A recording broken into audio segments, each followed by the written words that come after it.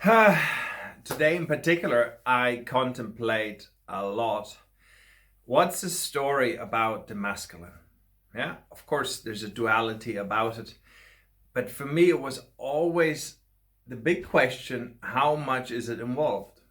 All the great wisdom comes about 80-20 rules, right? Look at nutrition. How much should you eat alkaline stuff and how much should you eat acid? 80-20. And it works perfectly. If I see the Star of David, it's these two triangles, right? The downward pointing triangle and the pyramidical triangle, the masculine, and the downward is the feminine. So the one is striving to become God, and the other one is bringing the godly source of the Holy Ghost down into an experience onto this earth. And it can't be that it's 50-50. Yes, it's equal. You can't have the one without the other. But I think there is something that is really, really a big riddle in our world.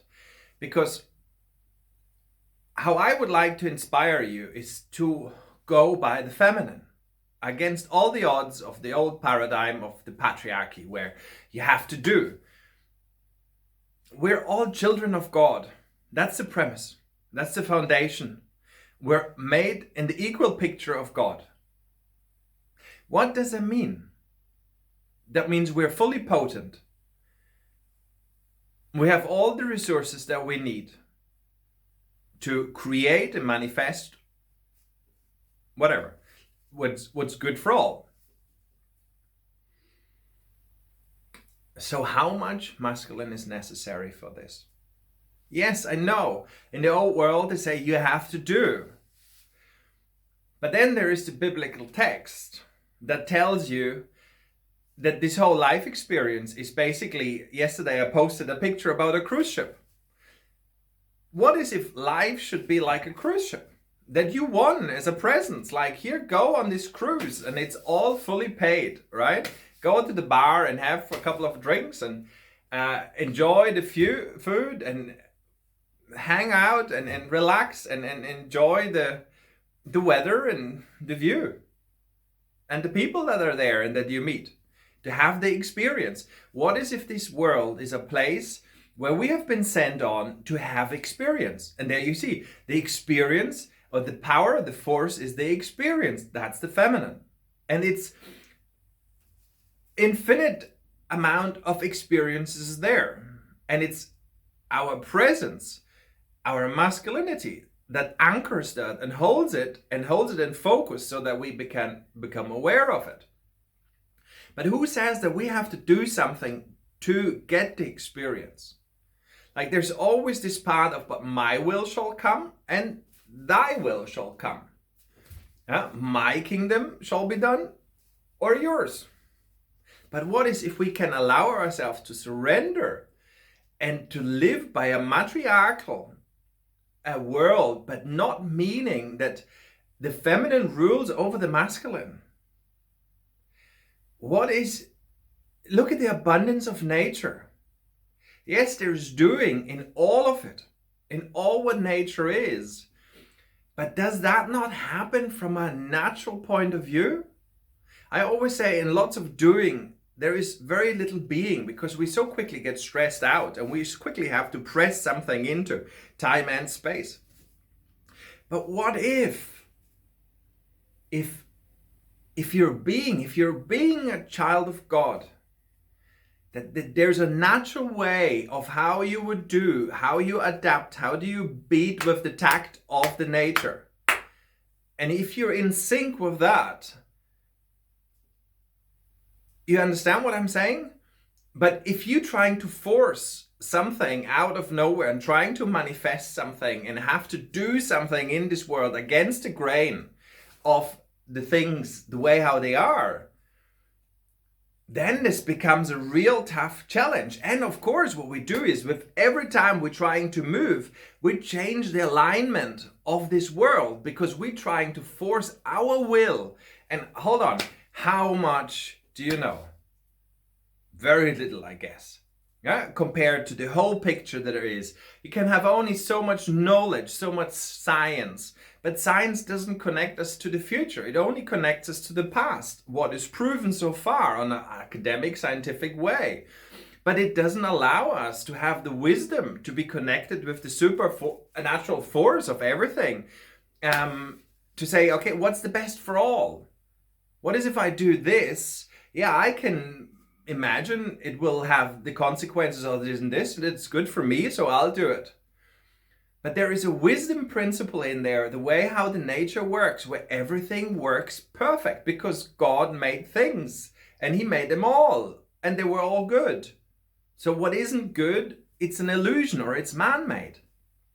And this is the thing of the masculine. So how much masculine is necessary to receive the experiences? What is if we get older and older? Because what we do is we going into control mode and we getting settled and we focusing down and we're narrowing down, we're controlling the experiences that we're having. That makes us old. The less experiences we have, the more quicker we age. Look at a child, for example.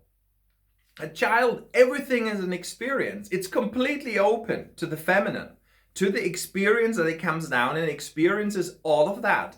And then it chooses like, oh, I better don't touch the fire because it's hot and so on. Or I don't do this or don't do that. So it becomes narrowed down of what it does. And it's natural progression with age. But what really, really keeps us young and vital and healthy and vibrant and in sync with the nature is the feminine source, the experience. Can you allow enough presence and just that for the experience to come down? So we see it so beautiful in the genitalia of the male. When we have an erect phallus, then we offer that phallus, instead of waving it around and like a sword and doing much with it, is we hold it like an anchoring point for an experience to come down on us. And this is exactly what a really good sexuality looks like. It's an experience. It's a godly experience that happens in experiencing whatever you want to have, whatever is good for you. Not what we want, like the pornographic ways of like, I get my own experience now, but it's just connecting with the heart, offering yourself in fully presence to the experience, whatever the universe or God wants to give you, what is needed for your progression, for your growth. And this is also what I experience right now as I'm setting out to go onto this mad journey into the unknown. Really, for me, I see it as an initiation into my adulthood. I mean, I'm 45 years of age now, and I'm initiating myself to be an adult, to be fully self-responsible for myself, to look after myself, to cater for all my needs, to make myself safe, whilst on the other side getting all the experiences that I wish to have and that I want to take because it's part of me. So I have to open myself up to the experience, to the feminine. I have to open up and allow more and more feminine into my life again. All I need to do is create this anchoring point that I can stay present enough to receive it. So can I receive whatever is now as a gift instead of, oh my God, I need to do something.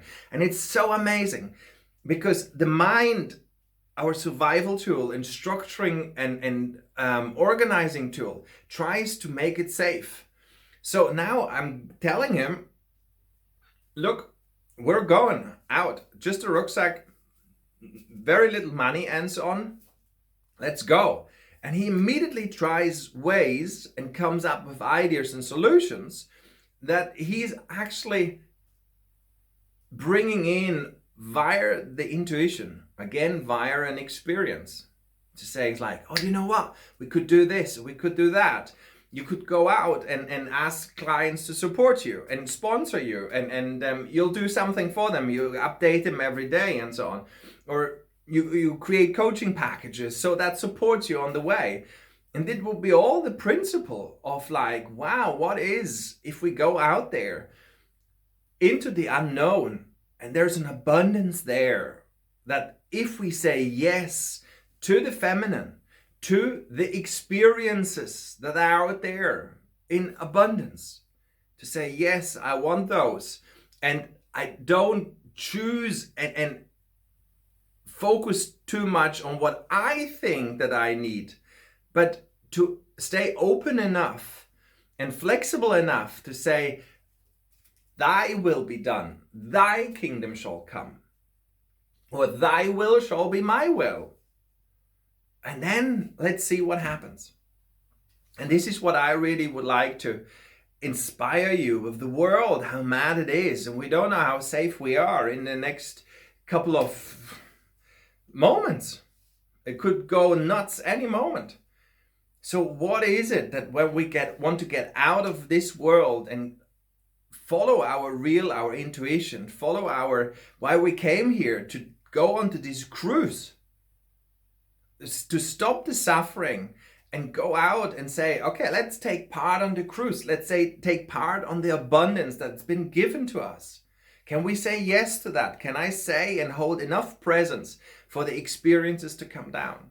And can I allow myself to say, do you know what? I'm good enough. I allow myself to receive all of that because I'm love. And I just shall experience love. No doubt there will be parts on the way where I need to be cleansed of the illusions that I'm holding that are not true. So I will experience those cobbles or the hurdles on the way to let them go. But this is the cleansing process that is necessary in the repentance to turn back into your full alignment, to turn back to the pure light of truth, to let go of the illusions. So the experiences will come that you're asked to say, do you realize this is now the illusion? Just let it go, please. Just don't do anything. Just let it go. And then allow yourself to receive again. And it will be all there in abundance. So we're in a time not to assemble new teachings and new this, but we need to first of all let go of the old, because the cup is full that we have. We have so much information in there. We need to empty the cup, take it upside down and polish it from the inside out. Don't polish it just from the outside so that everybody thinks, oh, it's a nice polished cup. But turn it upside down, pour out the old stuff and polish it on the inside, and then pour new stuff into it, new beliefs, new behaviors that you're having, in particular, trusting more on the 80-20 rules, that you need 80% of experiences, but only 20% of holding those experiences and locking them and bringing them down onto earth. That's paradise being done. Huh? Work smart, not hard. You can do it the other way too. God has given us the will, the free choice to do that. And I know it's a mindfuck in a way to discuss this. And it's like, but the whole world is full of that.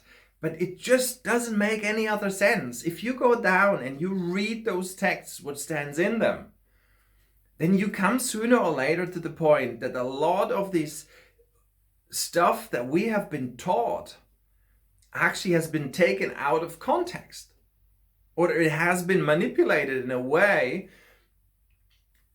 to, I don't know. So that not everybody has the force and lives the abundance that there is. But this is the way how to make people work for a vision of someone. They have chosen, all right, let's go down the route of my will shall come. So for my will, I need a lot of followers who follow me and support my will. Because, I don't want to be in the beat of nature. I don't want to be just a bumblebee. I want to be a lion. It's like, okay, fair enough. So think about it. When you think of the concepts, and yes, they're on one line and they're in the dual force. But remember, out there in that universe, there is not always a direct line, a one-to-one. There is not time and space in the way how we calculate. 1 plus 1 does not mean it's 2. It's at least 2. That's the big magic of the world that is beyond your plate's size. Right? You have the plate and you have beyond this plate. And beyond the plate, there's infinity out there. This is the spiritual world. We're manifesting through a resonance, through a frequency. It becomes a thought. The thought then afterwards becomes more a sound, a voice, a word. A word becomes a sentence becomes in line with action, then becomes a manifestation to it. So we manifest from the mental into the physical.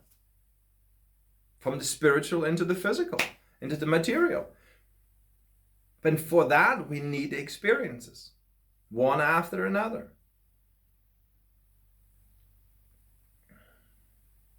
So think about how hard you need to work. And is it really so much doing to be? Or is it actually, if we're children of God and we take on that father-daughter, father-son relationship, that we're invited to be? Because what would it be otherwise in being children of God? You're all gods. So if we're gods ourselves, gods don't work that hard. They're received because that's the way how they have been brought into the world. To experience a godly experience.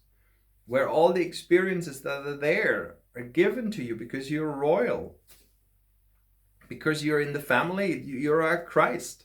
We all are that. The second awakening, the second coming of the Christ is a collective coming and rising of a Christ consciousness through us all. And my invitation is to follow suit, to adapt that you also are a Christ. As much as the first and our master was Jesus Christ, and he did it to the mastery. But he said also, if you follow me, you'll do even greater things than I have done. He never said that I am the only one. He's told all his disciples how to do it. And he said, live by that. And live in my name. And nobody shall get to know the Father via or only through my name. Not through Jesus, but through Christ. Through you being a child of. And yeah, your big brother, of course, that he was the master of them all and that he paved us the way, what is possible.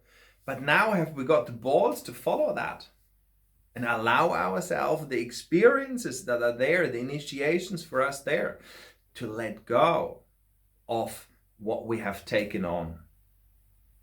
To strip ourselves naked, to become raw again, to become intimate, to reveal our own true Christ nature within ourselves. And this is what I want in the journey. This is what I'm going out there for.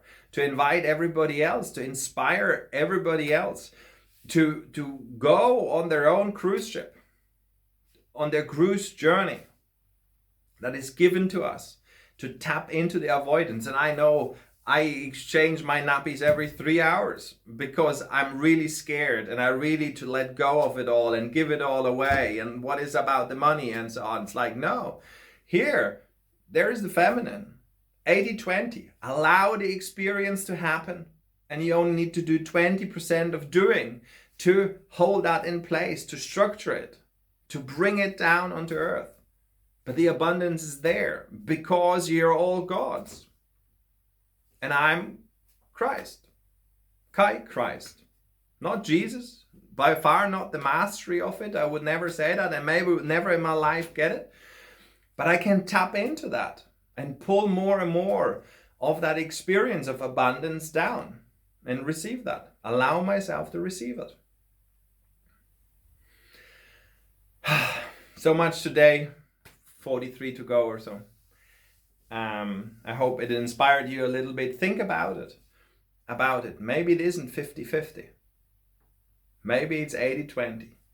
And maybe that what has been hidden, what has been tried to destroy and to stamp out and to suppress was always that actually was there in abundance and was there, that was always destined to be dropped into your arms. If you just could be not too busy to open your hands, that you could receive it. I guess that's the invitation.